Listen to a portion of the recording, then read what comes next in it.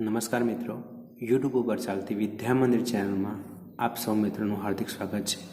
મિત્રો, વિદ્યા મંદિર ચેનલમાં આપણે આજે અંગ્રેજીની શરૂઆત કરવા જઈ રહ્યા છીએ અને અંગ્રેજીની શરૂઆત આપણે આર્ટિકલથી કરીશું.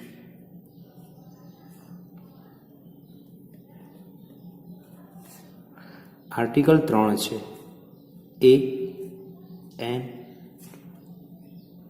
અને ધ.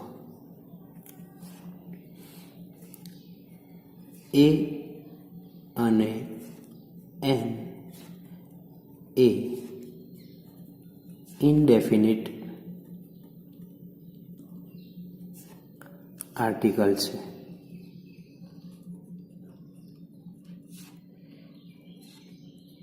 એ અને એન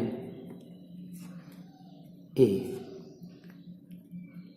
એકવચન એટલે કે સિંગ્યુલરમાં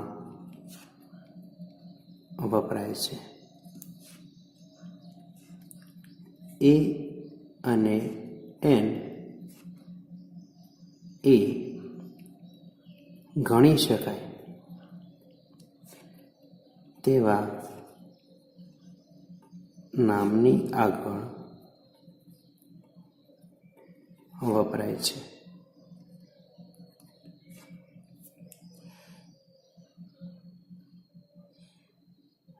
હવે મિત્રો, આપણે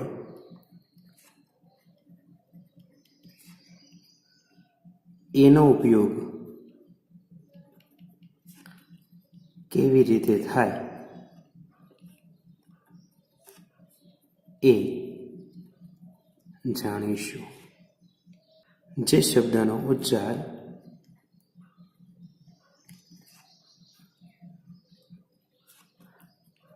ક થી જ્ઞ સુધીના અક્ષરથી થતો હોય અને એ નામ એક વચન હોય તેની આગળ એ આર્ટિકલ આવે. ઉદાહરણ જોઈશું. Book, car, uniform, unit,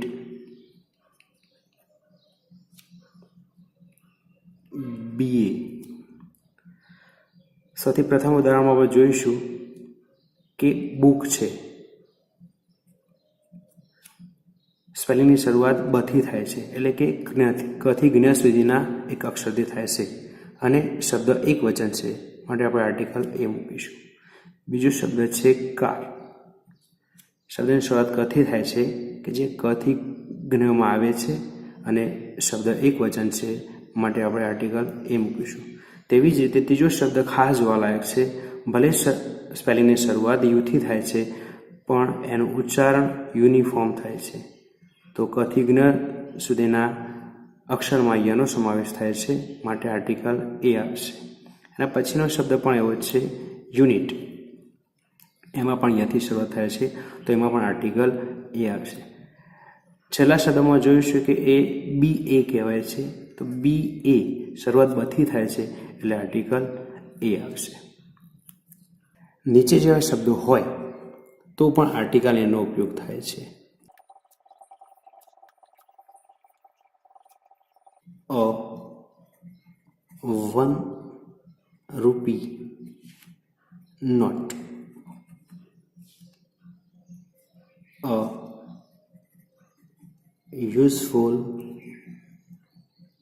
thing. A university lecture. ત્રણેય સ્પેલિંગો જોતા ખબર પડે છે કે શરૂઆતનો શબ્દ ઓ અને યુ છે, પણ ઉચ્ચારણ કથી જ્ઞ સુધીના શબ્દ થાય છે, માટે આર્ટિકલ એ આવે છે. હવે મિત્રો, આપણે આર્ટિકલ એન વિશે જાણીશું.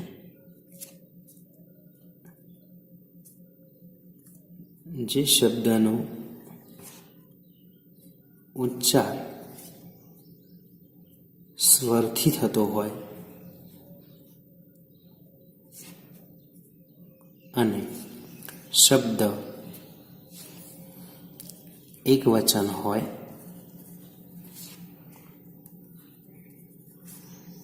ત્યારે એન આર્ટિકલ વપરાય છે. અહીં સ્વર એટલે અ, આ, ઈ, ઉ,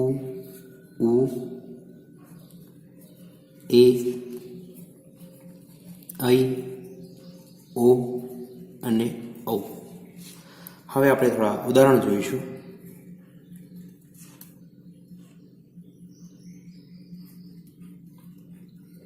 એપલ,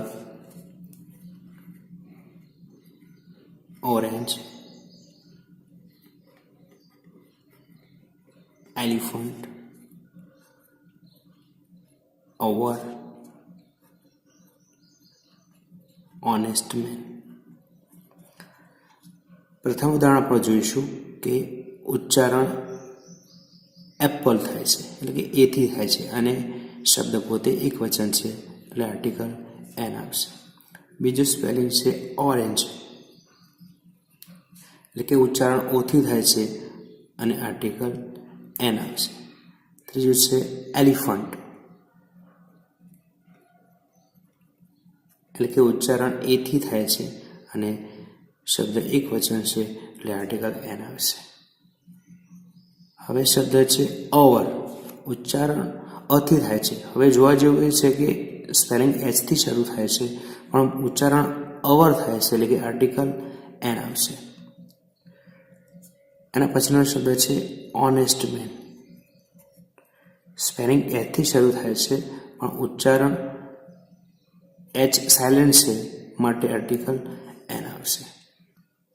કેટલાક ટૂંકા રૂપો માં ઉચ્ચાર પ્રમાણે આર્ટિકલ આવે. માનો કે એમ એ, ભલે શરૂઆત એમથી થાય છે પણ બોલાય છે એમ એ એટલે કે એથી ઉચ્ચારણ થાય છે માટે આર્ટિકલ એન આવે. બીજું છે એફ આઈ આર, ભલે ઉચ્ચારણ એફથી થાય છે પણ એફ છે પણ એફ આઈ આર લખાય છે માટે આર્ટિકલ એન આવશે.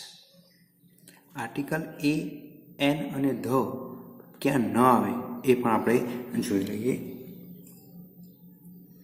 પ્રોપર નાઉન એટલે કે વ્યક્તિવાચક નામ. કોઈ પણ વ્યક્તિના નામની આગળ કદી પણ આર્ટિકલ આવે નહીં.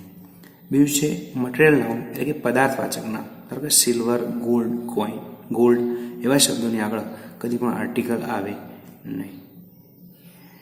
એબ્સ્ટ્રેક્ટ નાઉન એટલે કે ભાવવાચક નામ. કાઇન્ડનેસ, સોરો જેવા શબ્દો આગળ પણ કદી આર્ટિકલ આવે નહીં. નોન કાઉન્ટ નાઉન્સ એટલે કે ન ગણી શકાય તેવા નામ એટલે કે મની જેવા શબ્દો આગળ પણ કદી આર્ટિકલ આવે નહીં. મિત્રો, તમને અમારા આ વિડીયો ખૂબ ગમ્યો હોય તો એને શેર કરજો, સબસ્ક્રાઈબ કરજો અને લાઈક કરજો. ધન્યવાદ.